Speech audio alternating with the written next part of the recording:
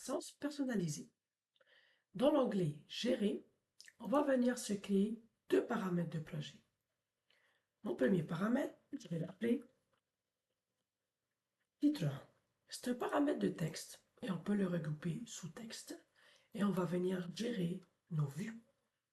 OK. On va venir créer notre deuxième paramètre, titre vue. Avec le même principe, par texte, on va venir gérer nos vues. Parfait.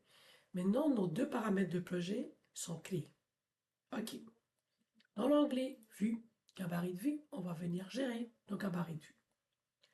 Maintenant, on peut voir que les deux paramètres qu'on a créés se retrouvent dans toutes nos gabarits de vue.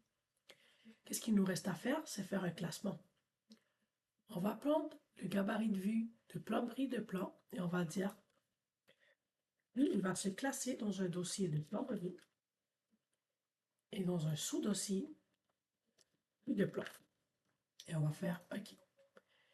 Notre gabarit de vue de plafond va se retrouver dans le même dossier de plomberie, mais il va s'appeler dans un dossier de plafond.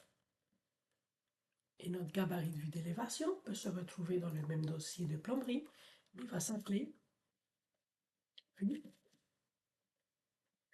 d'élévation. Parfait. OK. Maintenant, qu'est-ce qu'il nous reste à faire? C'est de paramétrer notre arborescence. On peut voir, ici, on a les arborescences par défaut de Revit. Nous, on veut s'en créer une nouvelle, alors on va appeler bon, personnaliser. Et on va faire OK. Dans regroupement, on va venir regrouper par les deux paramètres qu'on s'est créés au début. Et on va faire OK. On va venir sélectionner notre arborescence personnalisée et on va faire OK. Maintenant, on peut voir que toutes nos vues se retrouvent dans des points d'interrogation, ce qui est normal parce qu'ils ne sont pas encore classés dans un gabarit de vue. Qu'est-ce qu'il nous reste à faire?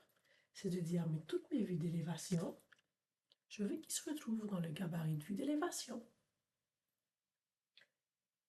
Et là, on voit qu'il y a créé un dossier plomberie, un sous-dossier vue d'élévation, comme on l'avait spécifié au début dans le gabarit de vue.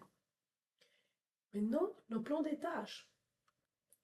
On peut venir sélectionner nos plans d'étage et lui dire, mais toi, tu vas te retrouver dans le dossier de plomberie et dans un sous-dossier vue de plomb. Dossier de plomberie et dans un dossier vue de plomb. La vue de plafond, sur le gabarit vue de plafond, et il vient se retrouver ici. Là, il nous reste une vue 3D qui n'est pas classée et qu'on n'a pas des gabarits de vue. Qu'est-ce qu'on peut faire? C'est venir dans le gabarit de vue et se créer un nouveau gabarit de vue qu'on peut appeler vue 3D.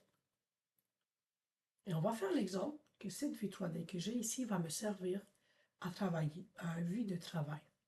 Alors on va venir dire, mais toi, tu veux pas que tu sois classé dans un dossier de plomberie, on veut que tu sois classé dans un dossier vue 3D, mais dans un sous-dossier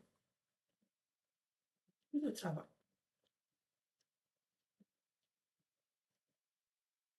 OK.